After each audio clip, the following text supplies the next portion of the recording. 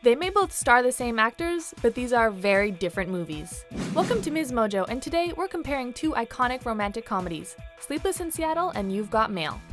Before we begin, we publish new content every day, so be sure to subscribe to our channel and ring the bell to get notified about our latest videos. For this battle, we'll be considering a variety of different aspects of these two films. Round 1. Plot. These two romantic comedies both star Tom Hanks and Meg Ryan and were released 5 years apart. Their stories are very different, however, so the first thing we're going to delve into is plot. First, let's look at Sleepless in Seattle, released in 1993.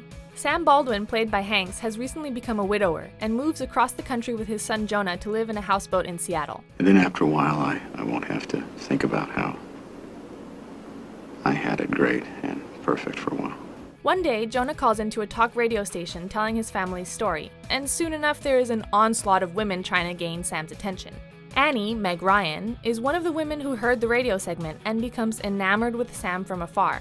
It all ends, of course, with a rendezvous at the top of the Empire State Building, and a romantic classic is born. Shall we?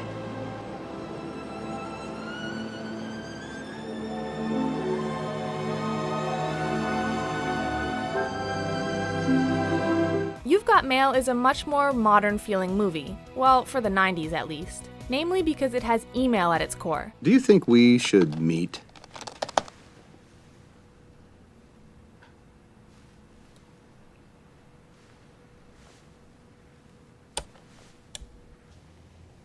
Meet?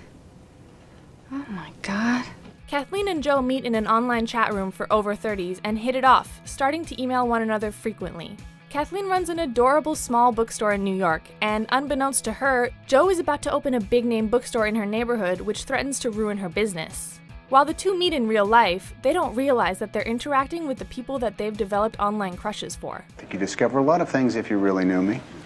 If I really knew you, I know what I would find. Instead of a brain, a cash register. Instead of a heart, a bottom line. While the plots of both these movies have a lot of merits, we have to give this first round to Sleepless in Seattle because it has the vibe of a classic romance and still feels more timeless to rewatch even decades after its initial release. Winner, Sleepless in Seattle. Round 2, Meg Ryan's character. Now that we've covered the plots of these two films, let's do a deep dive into the characters.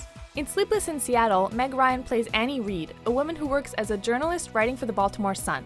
She's planning to marry a man named Walter, but she knows deep down that their relationship isn't quite right.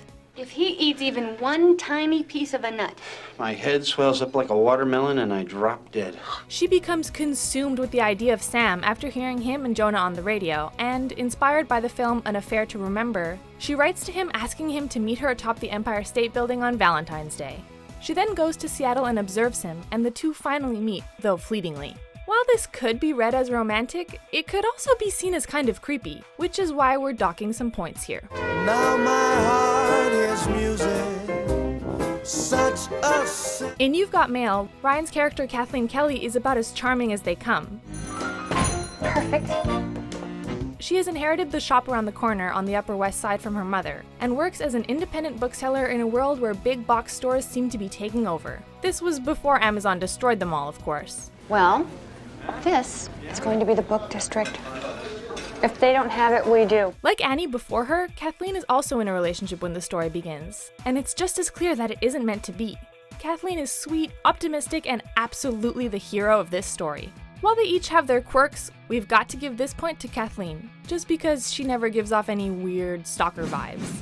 What is that supposed to be? I'm so sick of that. Winner, You've Got Mail. Round 3, Tom Hanks' character.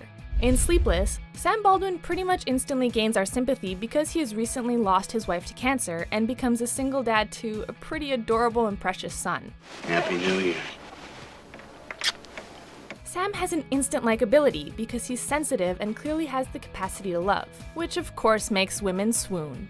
He's understandably skeptical about the idea of meeting a woman who is essentially a total stranger, which makes us realize that he's actually a realist and doesn't have his head in the clouds. And let me guess, you must be Jonah. He's basically the type of guy any one of us would like to meet. Joe Fox, on the other hand, is kind of a jerk. Really? Yeah.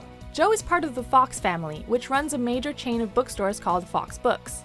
He's about to open up the latest branch just around the corner from Kathleen's store, and goes in and meets her without revealing the fact that he has a bit of an ulterior motive.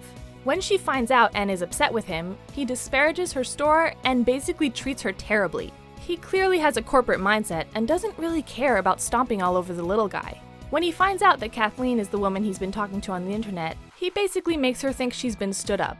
For the whole end section of the movie, he continues to manipulate the situation without revealing who he is. Oh, wait, I get it. Your friends are telling you the reason we haven't met is that I'm married, am I right? Meg Ryan's You've Got Mail character may have won the last round, but Sam from Sleepless in Seattle is the clear winner here. We wonder what would have happened if Sam and Kathleen had met. Winner, Sleepless in Seattle. Round 4, Realism. Like many of the great love stories, Sleepless in Seattle is based on pure fantasy. Those were the days when people knew how to be in love. A man appears on a radio show, still grieving his wife. A woman happens to hear and has a feeling that this could be something real. When Sam sees Annie for the first time, he experiences something like love at first sight, and in the end, these two basically commit to one another without actually knowing each other at all. Is it realistic? Absolutely not. But does it matter in the context of the story? Nah, not really. While Sleepless may intentionally have the magical elements of a fairy tale, You've Got Mail is a distinctly modern story that is clearly set in a very real world where independent bookstores close and people meet online rather than in romantic chance encounters. Now, is it believable that these two characters are able to spend so much time together without Kathleen realizing that Joe is actually NY152? Maybe not. NY152, 152. He's 152 years old. Both of these movies have some elements that make them a little hard to believe. But in the end, we feel that You've Got Mail is a story that is much more rooted in reality. Winner, You've Got Mail. Round 5, Romance. In terms of romance, Sleepless in Seattle has it in spades. What's more romantic than the idea of two strangers just knowing that they're right for each other against all odds, when they've barely even met? Though it's a riff on another older film, meeting at the top of the Empire State Building is a classic romantic move. And while watching this scene, we were desperate for the two characters to actually cross paths. You know that movie? One of my wife's favorites. While it may not be a story that has its feet on the ground, we can't help but fall in love as much as Sam and Annie do. In You've Got Mail, we get to see a much more modern version of romance.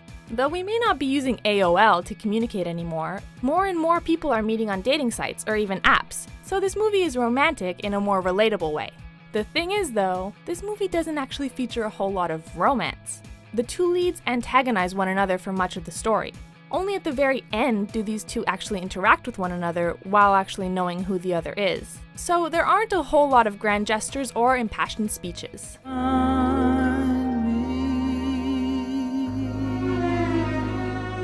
This one's pretty easy. It has to go to Sleepless in Seattle. Winner, Sleepless in Seattle. That means Sleepless in Seattle takes this one. Which movie do you like more? Be sure to debate it in the comments, and of course, don't forget to subscribe to MsMojo for more divisive versus battles.